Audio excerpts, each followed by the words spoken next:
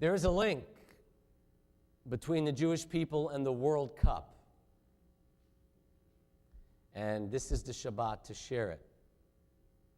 A lot of Jews are surprised that the Jewish experience in America began over 350 years ago with 23 souls who came to what was then New Amsterdam, New York, from Brazil, Recife, Brazil.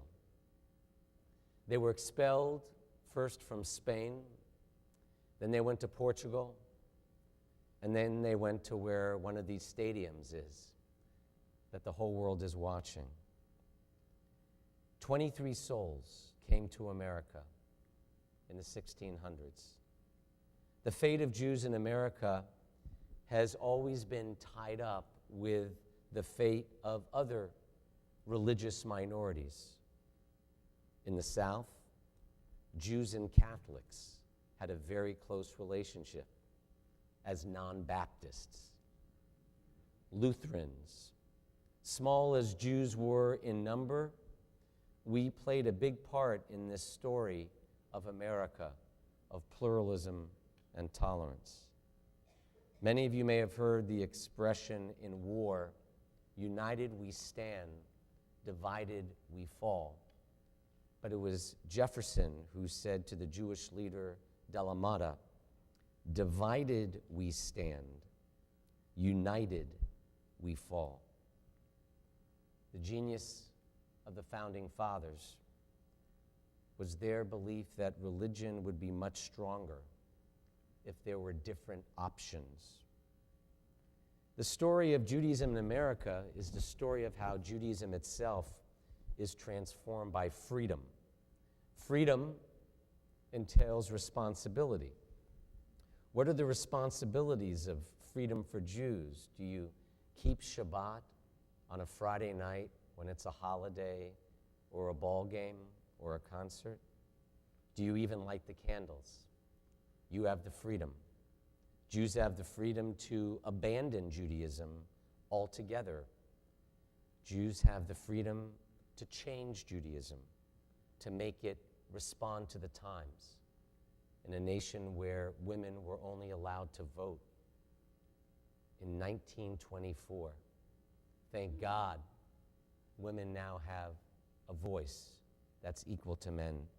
That had to change. What's the distinctiveness of Judaism in America? Well, Israel's in the news. There is a difference.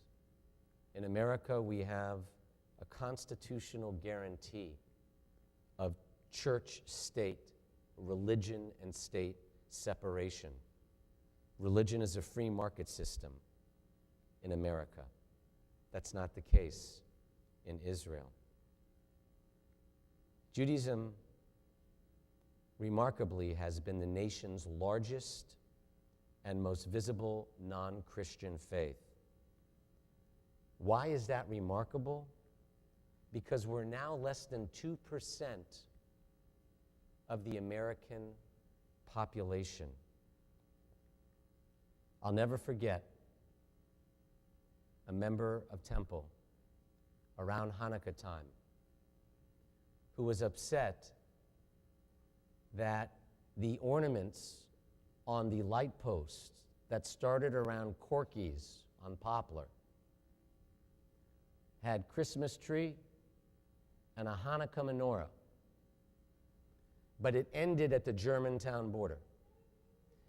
And they asked, Rabbi, do you know anyone who can make it go into Germantown? I said, I do not.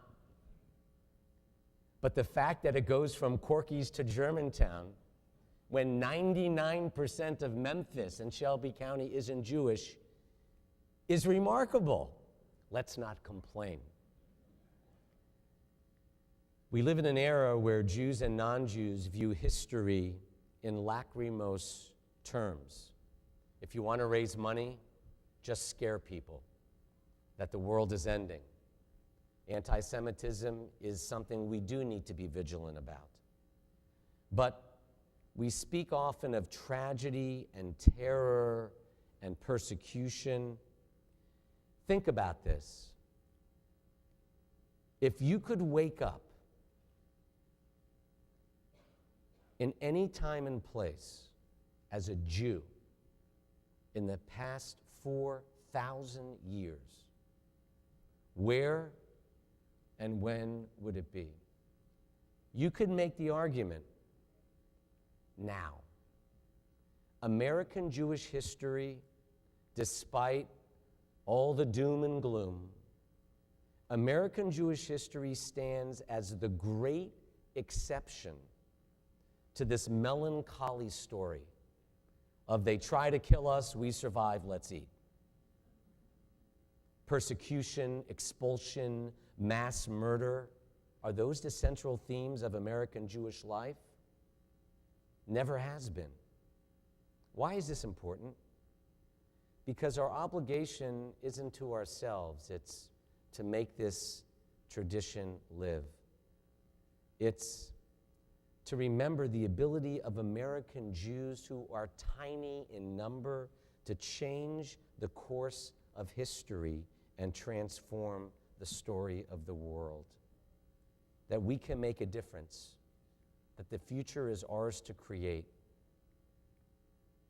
and that this nation is a Judeo-Christian one. I learned that hearing the sound of a child when my only son was born. He was born the same week as two other members, the same day, Jeremy Reisman, Justin Waldrip, Jake Greenstein.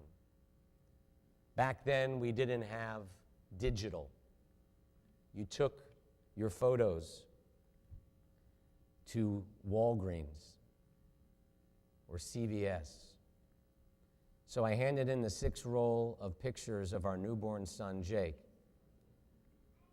I do whatever my wife tells me. And the attendant filling the form asked, "Your name, please." People have a real problem with my name. They see it, they say it's Micah. I said, Micah, M-I, and the woman behind the counter actually didn't seem to be that well educated, but she interrupted me. She said, "Sir, I know how to spell your name."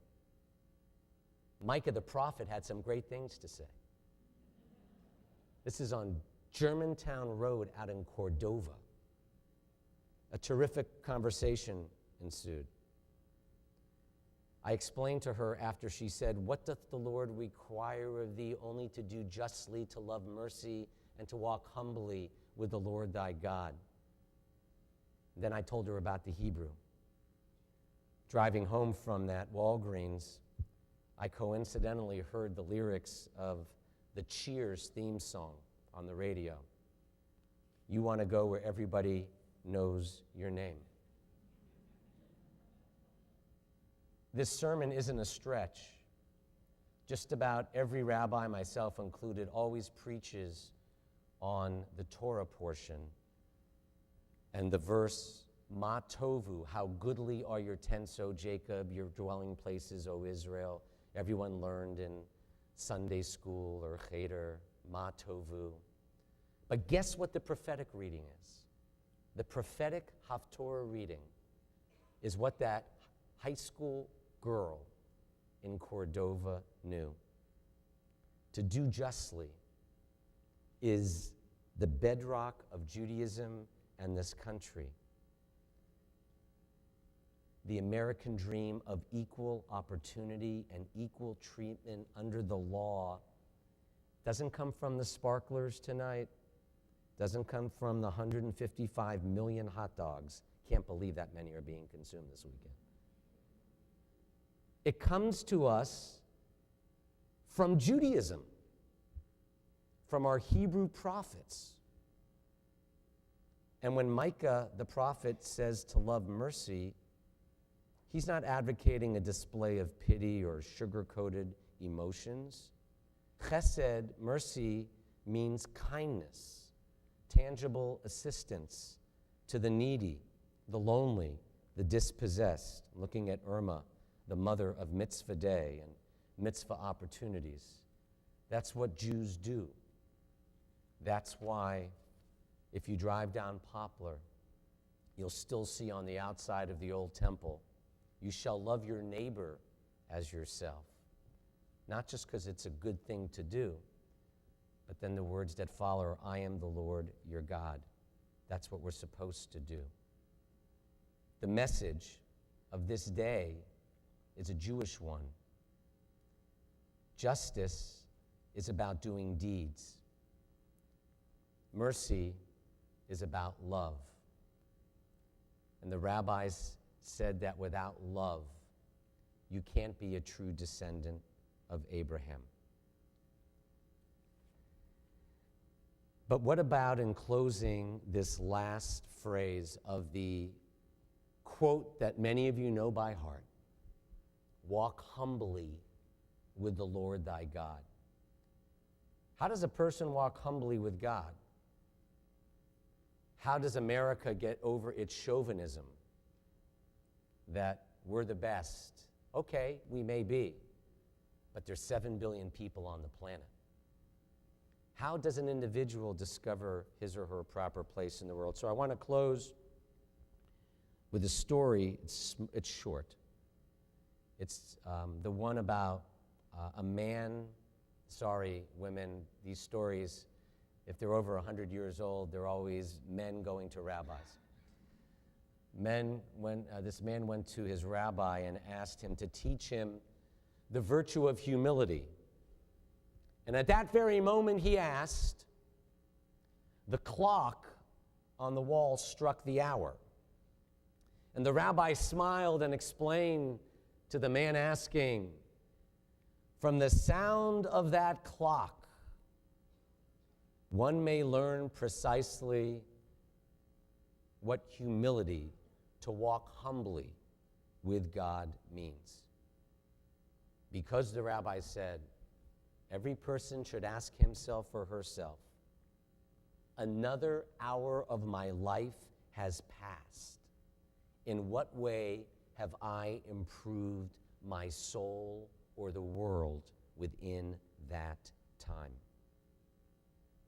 To anyone who's ever lost a loved one, the brevity of human life, and we know that from the 3 boys who were teens, is the most powerful reminder that not a single stroke of the clock can be wasted, and not a single moment can be lost in sacrifice for a noble cause or loving others.